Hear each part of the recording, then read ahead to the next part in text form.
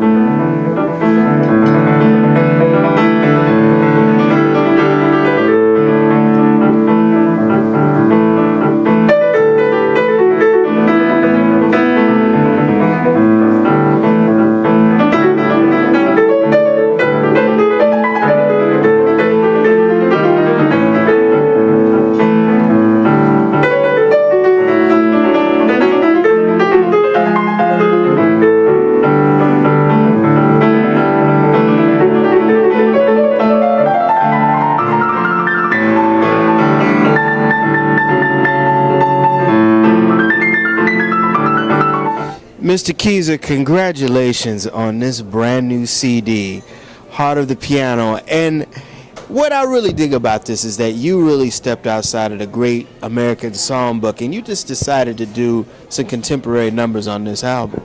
Yeah, thanks. Well, I mean, I want to just play music that I like and that I related to, and you know, I'm a fan of bands like Rush and Peter Gabriel and all that, and I thought, well, as long as the tune, for me, the only criteria that it just has to have a good melody and maybe even lyrics that make some kind of sense, you know, and some good energy and good feeling. So, you know, doesn't matter to me what it is.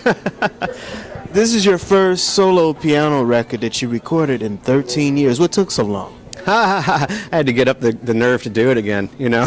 But I usually will put in one or two solo pieces in a program of music if I'm playing with a band, and more often than not, I'll get comments from audience members that come up to me after the show and say, "Wow, I really love that solo thing you did. You know, I could have listened to that all night." So I thought, well, all right, I'm going to try this solo thing again, and I think it gives me a lot of freedom and to really express all of my kind of diverse and kind of wacky musical interests, you know, and nothing has to be done by committee, you know.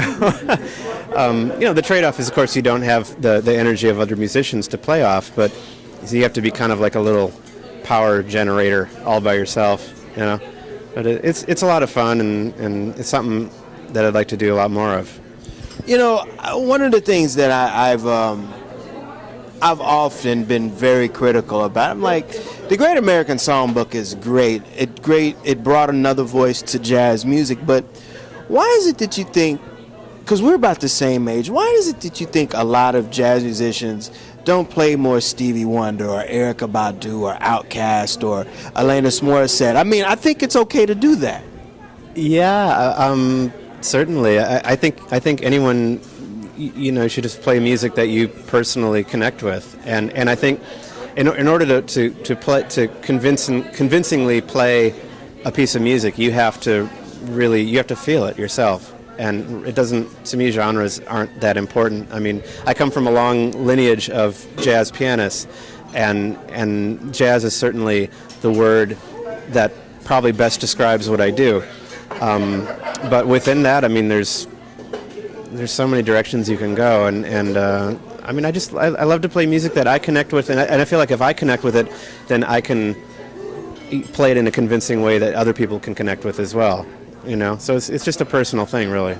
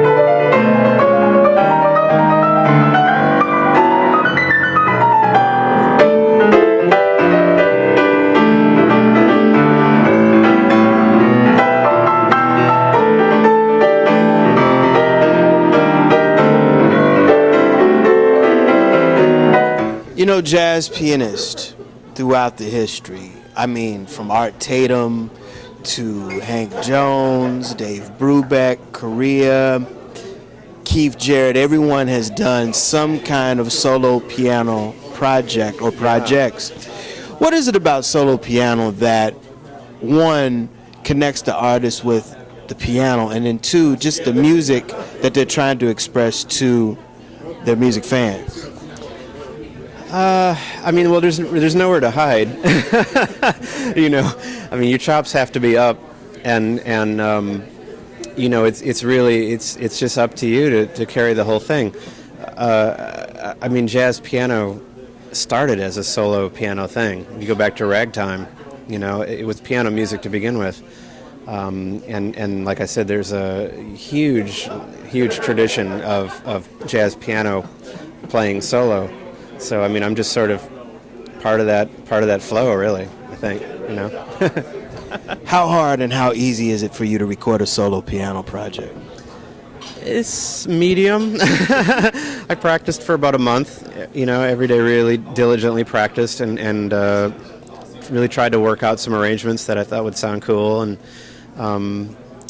you know, I feel like my piano playing is hopefully improved since the last record, you know, 12 years ago, and you know, you live and you accumulate life experience, and you know, the ballads mean more the older you get. And you know, I understand pacing more, and I think just the focus on strong melodies and clear communication. That's really what I'm trying to go for. You know?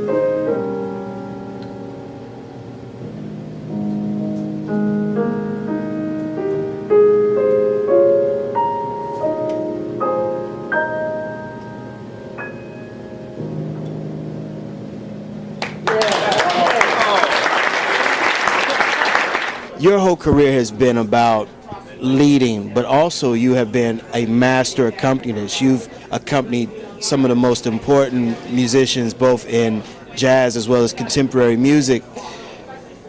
What do you bring to each artist that is just so different? And also, what do you bring as a leader, as a pianist as well?